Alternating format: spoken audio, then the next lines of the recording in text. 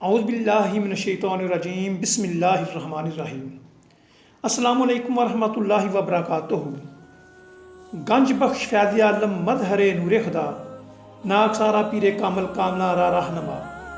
ناظرین کرام، حضرت شیخ علی حجویری رحمۃ اللہ علیہ سلطان الطریقت، گنج حقیقت اور برہان الشریعت ہیں۔ آپ کا شجرہ نسب حضرت سیدنا زین شہید رضی اللہ تعالیٰ عنہ ابن امیر المومنین سیدنا حضرت امام حسن پر ختم ہوتا ہے۔ آپ کے آبا و اجداد غزنی کے رہنے والے تھے۔ آپ کے دادا کا نام علی، آپ کے والد ماجد کا نام عثمان تھا۔ آپ غزنی میں پیدا ہوئے تھے۔ آپ کا نام علی ہے۔ حجویر کسی شہر یا علاقے کا نام نہیں ہے۔ بعض لوگوں کا خیال ہے کہ آپ کو علی حجویری اس لیے کہتے ہیں کہ آپ کا تعلق حجویر شہر سے ہے۔ نہیں، بالکل نہیں۔ حجویر غزنی کے ایک محلے کا نام تھا، اس لیے آپ کو حجویری کے نام سے پکارا جاتا تھا۔ آپ کی کنیت ابو الحسن ہے۔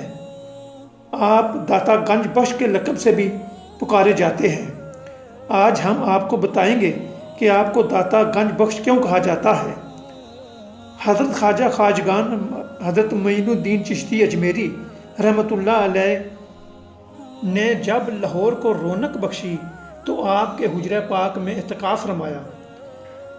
الوداع ہوتے ہوئے جناب غریب نواز نے یہ شعر فرمایا: گنج بخش فیض عالم مظہر نور خدا، ناک سارا پیر کامل کاملا را رہنما۔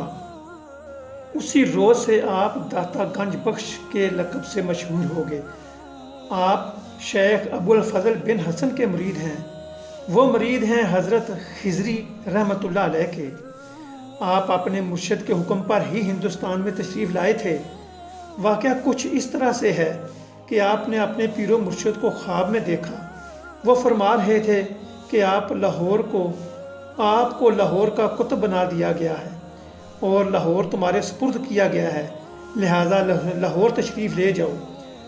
آپ نے خواب میں ہی اپنے پیر و مرشد کو کہا تو وہاں تو پہلے ہی حضرت خواجہ حسن زنجانی موجود ہیں، میرا وہاں جانا بہتر نہیں ہوگا۔ انہوں نے کہا کہ بحث و مباحثہ کی ضرورت نہیں ہے، صبح ہوتے ہی آپ لاہور کے لیے روانہ ہو جاؤ۔ چنانچہ علی حجویری حکم پاتے ہی لاہور کے لیے روانہ ہو گئے۔ جب لاہور پہنچے تو رات کا وقت تھا، لہذا شہر سے باہر ہی ڈیرا ڈال لیا۔ جب صبح ہوئی تو دیکھا لوگ ایک جنازہ لے کر آ رہے ہیں اور دریافت کرنے میں پتہ چلا کہ حضرت خواجہ حسن زنجانی کا ہے۔ اب آپ کو معلوم ہوا کہ پیر و مرشد کے فرمان میں کیا مصلحت تھی۔ آپ نے مستقل طور پر لاہور میں سکونت اختیار فرمائی اور تعلیم و تلقین میں مشغول ہو گئے۔ آپ نے 465 ہجری میں اس دنیا فانی سے رحلت فرمائی۔ آپ کا مزار لاہور فیض و برکات کا سرچشمہ ہے۔ آپ ہمیشہ ذکر و ریاضت اور عبادت میں مصروف رہتے تھے۔ آپ کی زندگی دنیاوی آرائشوں سے پاک اور صاف تھی۔ آپ کی ذات و صفات سے بہت سے بندوں انسان کو فیض پہنچا۔ آپ ایک عالم بھی تھے۔ آپ نے بہت سی کتابیں بھی تحریر فرمائیں، جن میں مشہور و معروف منہاج الدین البیان، کشف الاسرار اور کشف المحجوب آپ کی بہت زیادہ مقبول ترین کتابیں ہیں۔ محترم ناظرین، اب آپ کے سامنے حضرت علی حجویری کی چند کرامات سے آپ کو اشکار کرتے ہیں۔ حضرت علی حجویری کے حالات میں مذکور ہے کہ رائے راجو نے جس طرح اسلام قبول کیا وہ اپنی مثال آپ تھی۔ واقعہ کچھ اس طرح سے ہے کہ وہاں سے روزانہ ایک بوڑھی عورت کا گزر ہوتا تھا جس کے سر پر دودھ کا برتن ہوتا تھا۔ ایک دن آپ نے اس بوڑھی عورت کو کہا کہ آج اس دودھ کی قیمت مجھ سے لے لو اور دودھ مجھے دے دو۔ بوڑھی عورت نے جواب دیا کہ یہ دودھ میں آپ کو نہیں دے سکتی، کیونکہ یہ دودھ ہمیں مجبوراً رائے راجو جوگی کو دینا پڑتا ہے۔ اگر یہ دودھ اس کو نہ دیں تو ہمارے جانوروں کے تھنوں سے دودھ کی بجائے خون نکلتا ہے۔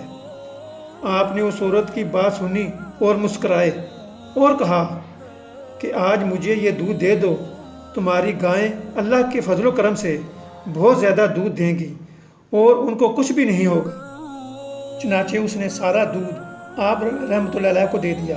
آپ نے اس میں سے تھوڑا سا دودھ پی کر باقی کا سارا دودھ دریا میں بہا دیا۔ شام کو جب عورت نے اپنے جانوروں کا دودھ دوہا تو سارے برتن بھر گئے اور دودھ پھر بھی ختم نہ ہوا۔ یہ خبر قریب و جوار کے تمام علاقے میں پھیل گئی اور لوگ دور دراز سے اپنے جانوروں کا دودھ آپ کے پاس لانے لگے۔ آپ ہمیشہ کی طرح تھوڑا سا دودھ پی کر باقی دریا میں بہا دیتے اور جب لوگ اپنے گھروں میں جا کر اپنے جانوروں کا دودھ دوہتے تو جانور بہت زیادہ دودھ دیتے تھے۔ اس کرامت کا یہ نتیجہ نکلا کہ اب رائے راجو کی طرف کوئی بھی نہ جاتا اور آپ کے پاس لوگوں کا رش لگا رہتا تھا۔ رائے راجو کو جب علم ہوا تو وہ بہت پریشان ہوا اور آپ کے حضور پیش ہوا، کہنے لگا کہ میرا دودھ تو آپ نے بند کروا دیا ہے، اب میں آپ کا کوئی اور کمال دیکھنے آیا ہوں۔ آپ نے فرمایا کہ میں کوئی جادوگر تو نہیں جو آپ کو کمال دکھاؤں، میں ایک عاجز اور مجبور انسان ہوں۔ اگر تم میں کوئی کمال ہے تو وہ دکھا دو۔ چونکہ جوگی نے بڑی رعایتیں کی ہوئی تھی، دیکھتے ہی دیکھتے وہ ہوا میں اڑنے لگا۔ جب آپ نے اس کو اڑتے دیکھا تو آپ نے اپنی جوتی مبارک اس کی طرف پھینکی جو اس کے سر پر پڑنے لگی۔ جب حق اور باطل کی لڑائی میں حق غالب آیا تو وہ آپ کے قدموں میں گر گیا اور معافی طلب کی اور اسلام قبول کر کے آپ کے دست حق پر بیعت ہو گیا۔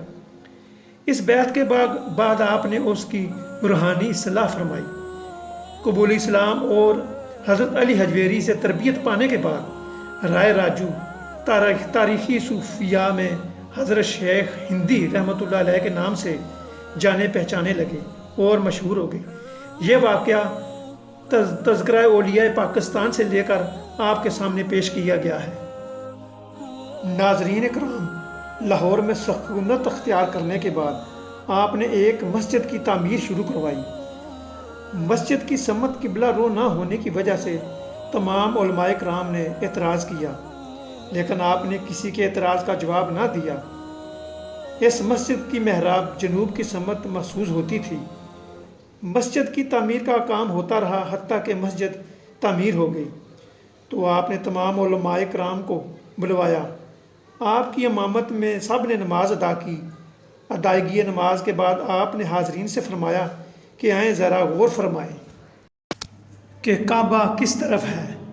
آپ نے توجہ فرمائی تو تمام حجابات اٹھ گئے، سب نے دیکھا کہ کعبہ سامنے ہے اور مسجد کی سمت بھی درست ہے۔